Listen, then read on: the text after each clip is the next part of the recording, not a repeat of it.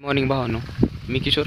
आणि first blog तुम्ही बघितलाच असेल की कसा होता, काय शेतातली कशा घडामोडी चालतात, कसं शेतातलं वातावरण असतं ते तुम्ही बघितलेलंच आहे. आणि तो ब्लॉग टाकण्याचा एक मागचा उद्देश म्हणजे ट्राय करायचं होतं की बाबा आपण काय करू शकतो का, किंवा एक ट्राय करायचं होतं. पण मला वाटलं की बाबा करू शकतोय, किंवा काही जणांच्या कमेंट आल्या की बाबा तू करू शकतोस, काही विषय नाही, भारी केलास तू, तुझा वॉईस म्हणजे थोडा प्रॉब्लेम आहे पण तू करू शकतोस.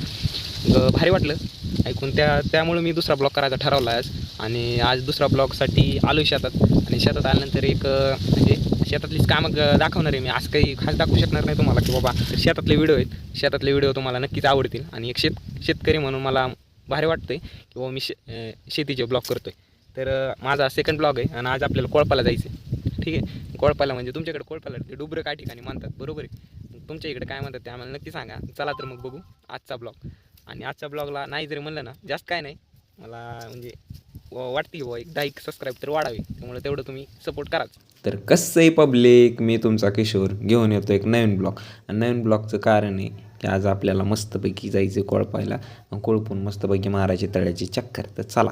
आता तुम्ही म्हणत आहात चल भावांनो की नुसतं बोलबच्चन करतो, काम तर काय कधी करत नाही. तर चला तुम्हाला काम पण दाखवतो की आपण काम पण करतोय. तर भावांनो, काम तर करत होतो, पण काम करत असताना आपल्याला आला होता आळस. आणि आपल्याला एकदा आळस आला की मग काय, आपल्या पंजाने भेटवलं तर आपण काय उठत नाही. मग काय भावांनो, केलं मग आपलं कुळप पार्क.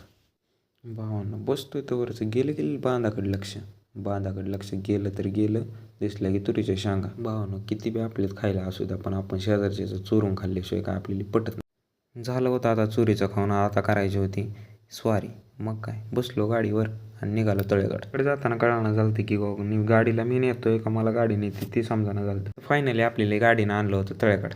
भावांनो गाडीला मारला स्टँड, दाखवतो तुम्हाला समोरचा व्ह्यू. एकदम कडक, खतरनाक विषय. तुम्ही असं म्हणसाल की असा व्ह्यू बघितलाच नाही. चला तुम्हाला दाखवतो आमचं तळं. तळ्याकडे बघताच आपलं मन झालं तर प्रसन्न, कारण असला व्ह्यू आपण कधीच बघितला नव्हता. भावांनो यावर्षी चांगला पाऊस झाल्यामुळं तळ्याला भरपूर पाणी आलेलं होतं, त्यामुळं व्ह्यू पण दिसायला खूप भारी दिसत. काय भावांनो, तेवढ्यात आला आपल्याला पप्पांचा फोन आला. म्हणले कुठं फिरत बसलाय, तू लावलं होतं एका कामाला, तू गेलास दुसरीकडं. आणि फोनवर टाकलेल्याशिवाय ऐकून आपण आलो होतो रिटर्न, कारण काम राहिलं होतं बाजूला आणि आपण गेलो तळ्याकडे फिरायला. पप्पा बोलले होते तू की जेवण, मी करतो राहिलेलं. मग काय, बसलो जेवायला. एक नंबर भाजी बनवली होती, मारला मग ताव. एकदम कालाकुस करूनच हाणला होता. जेवण झालं होतं भावांनो. मग काय, आलो कोंबड्याच्या पिल्ल्यांकडं. कोंबड्याची पिल्ले चांगली इकडून तिकडे उड्या मारत होत. काय, एका पिल्ल्याचा पाय अडकला होता जाळीत, जोरात ओरडत होता. मग काय, त्याचा पाय काढला आणि बघितलं त्याला काय दुखापत झाली का नाही. भावांनो नंतर जायचं होतं आपल्याला स्प्रिंकलर बदलायला खाली निघालो. खाली निघताच पप्पा, मी आणि आजी स्प्रिंकलर बदलायला लागलो. भावांनो ते म्हणतात ना, 3 तिघाडा आणि काम बिघाडा, असं काय नसतं बरं का. कारण आम्ही 3 जणच होतो, पण काम एक नंबर झालं. काम इथं संपलं आणि आपल्या ब्लॉगचा पण एंड इथंच होतोय. धन्यवाद भावांनो.